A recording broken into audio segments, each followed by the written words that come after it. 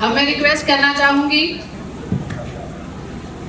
धर्मेंद्र फौजी साहब से। फौजी से ही आप समझ सकते हैं कि पहली बात ये सोशल वर्कर हैं, दूसरी बात ये खेलों को प्रोत्साहित करते हैं, तीसरी बात ये खिलाड़ियों को आगे बढ़ाने का जज्बा रखते हैं। तो मैं रिक्वेस्ट करूंगी धर्मेंद्र फौजी साहब से कृपया करके मंच पर आएं।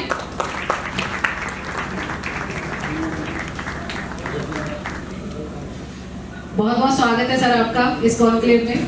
बहुत बहुत धन्यवाद मंत्री जी, आपने मौका दिया और मैं शुक्रगुजार हूँ। इस तरह के प्लेटफॉर्म सबको मिलते रहे। आपको क्या लगता है कि आप सोशल वर्कर हैं, आपने राजनीति भी देखी है, नगर निगम के हालात भी देखे, क्या लगता है आपको कि नगर निगम जो है वो राजनीति से प्रभावित है या राजनीति नगर निगम से प्रभावित हो रही है? देखिए, मैं दोनों को एक सिक्के के दो पहलू मानता हूँ जी, क्योंकि अफसरशाही को चलाने के लिए राजनीति की जरूरत है और राजनीति को चलाने के लिए अफसरशाही की जरूरत पड़ती है जी। तो दोनों ही एक दूसरे के पहलू हैं, पूरक हैं।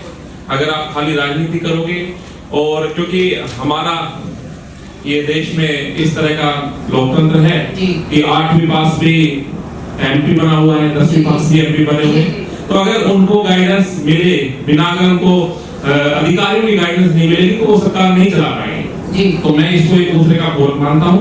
लेकिन अगर कहीं पे भी किसी एक पहिए में कमी आ जाए, चाहे वो अफसरशाही हो और चाहे राजनीति हो, तो वो कहीं ना कहीं गाड़ी फंस जाएगी। तो ये जब ये राजनीति आपको लग रहा है कि नगर निगम को प्रभावित कर रही है, तो ये पॉजिटिव वे में है या नेगेटिव वे में है?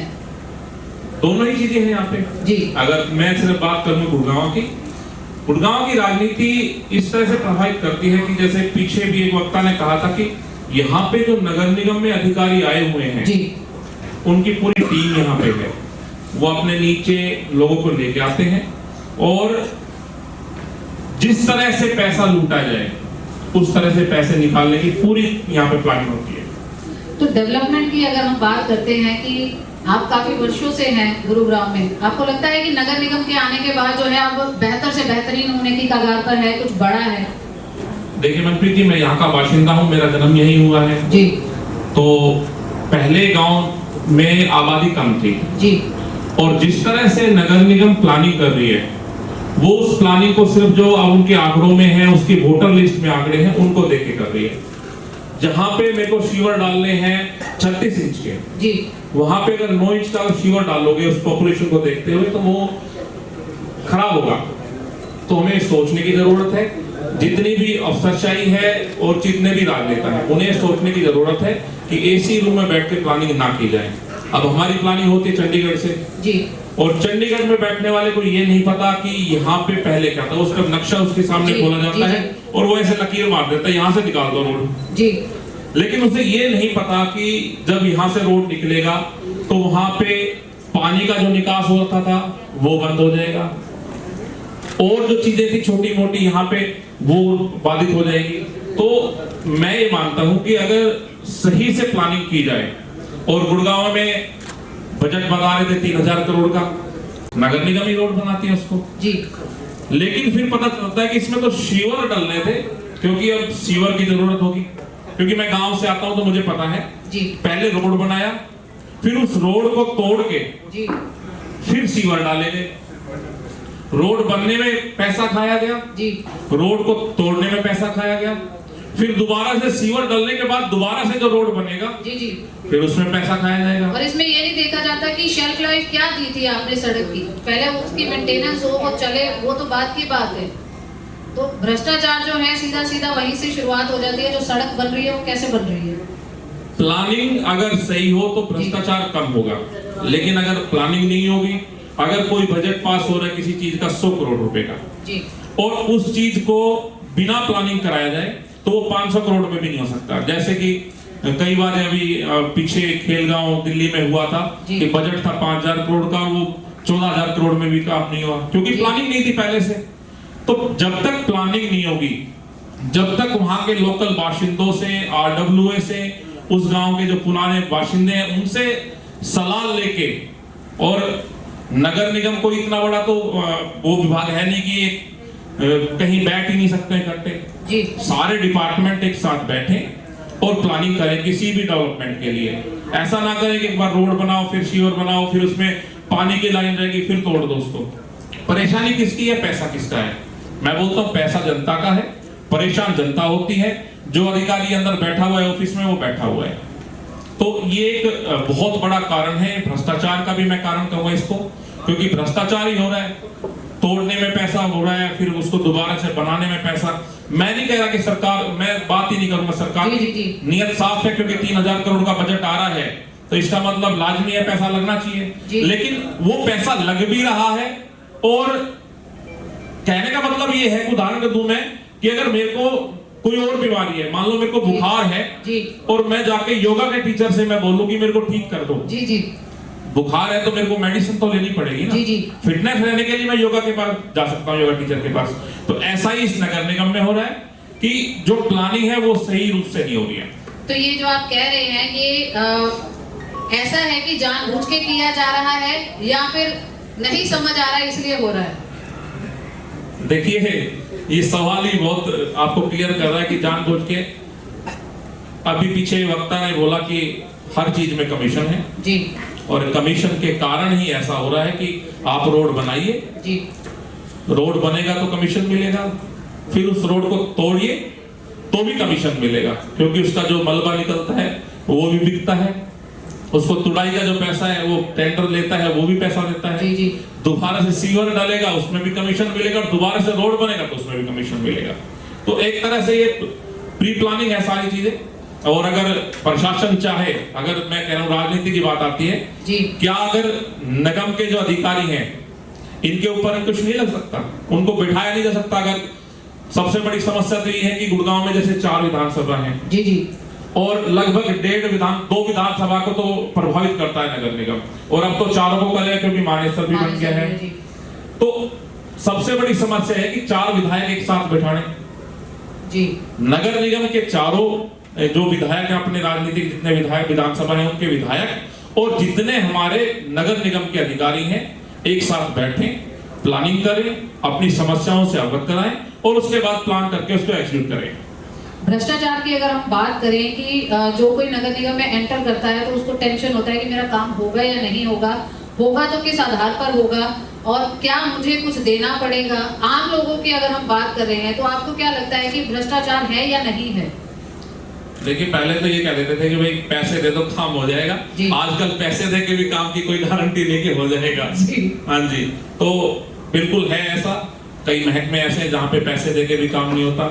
और एक अनजान आदमी जिसको एक मान लो सरकारी स्कूल में किसी बच्चे का एडमिशन कराना है जी, वहां पे बच्चा जाता है तो उसको बोलते हैं फैमिली आईडी, और फैमिली आईडी के लिए अभी पोर्टल पिछले 2 महीने से शायद बंद है जी। अगर उसका बच्चा सरकारी स्कूल की जगह, अब ये भ्रष्टाचार ही कहूंगा इसको, क्योंकि प्राइवेट स्कूल हो सकता है ज्यादा फंडिंग कर रहे हो सरकार को जी, जब वो बच्चा सरकारी स्कूल में जाता है वहां पे बताया जाता है कि आपका बिना फैमिली आईडी एडमिशन नहीं होगा जी। वो चक्कर काटता है, फैमिली आईडी नहीं बनती, बोलता पोर्टल बंद है। ऐसे क्या पोर्टल बंद हो गए भाई? अगर सरकारी पोर्टल बंद है तो कुछ ऐसे अधिकारी दिए जाए स्कूल को कि भाई आप खुद उसको उसका फैमिली आईडी टेम्पररी आईडी बना दो और उसके बाद एडमिशन कराओ उस बच्चे का।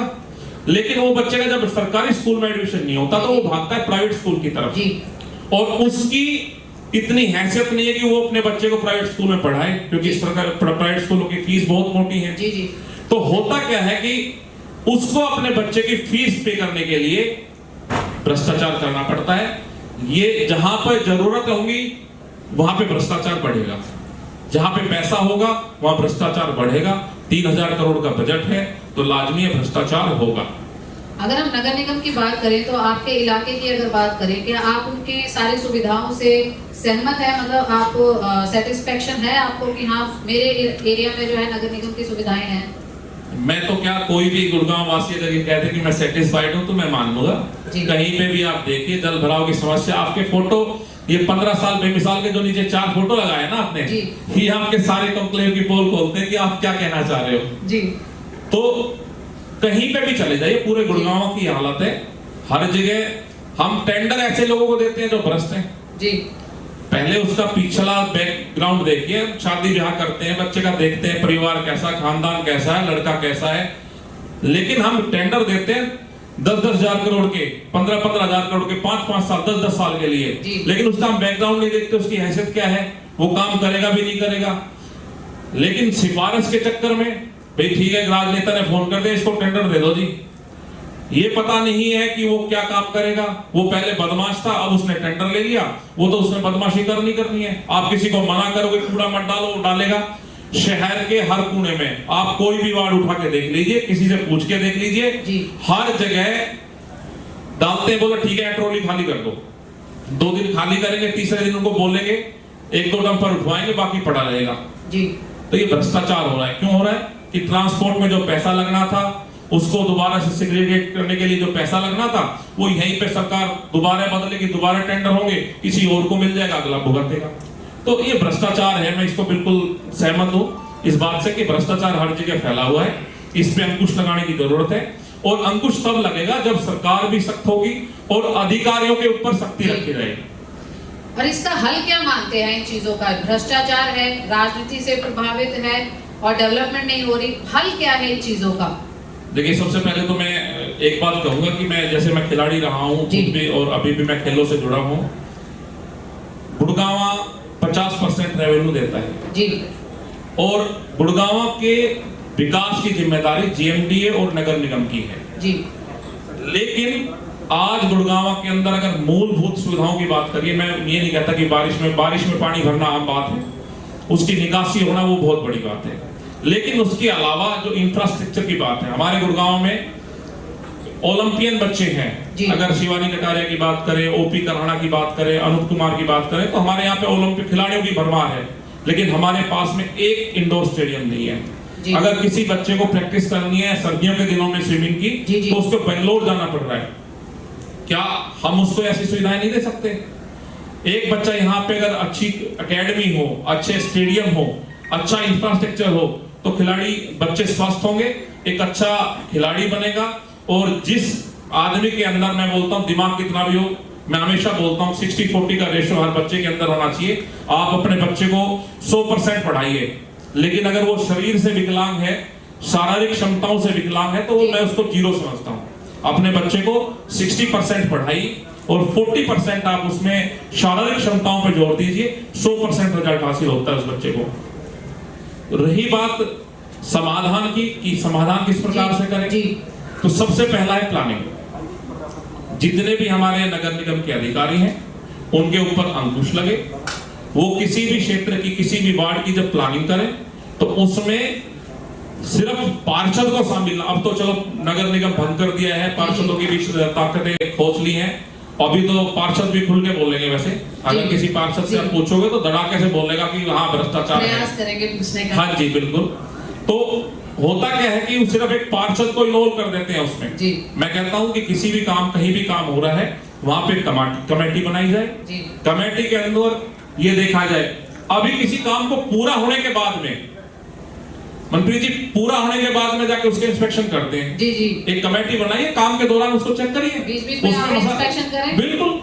और भ्रष्टाचार तो इसीलिए बढ़ा है, पूरी बिल्डिंग तैयार होगी, वो ठेकेदार बता देगा यहाँ से चेक कर लेना कि यहाँ मैंने अच्छा कर रखा है जी। ये भ्रष्टाचार है जी, क्योंकि उस अधिकारी को भी पैसे मिल गए, ठेकेदार ने भी कम हल्का माल लगा के और अपनी बिल्डिंग पास करा ली।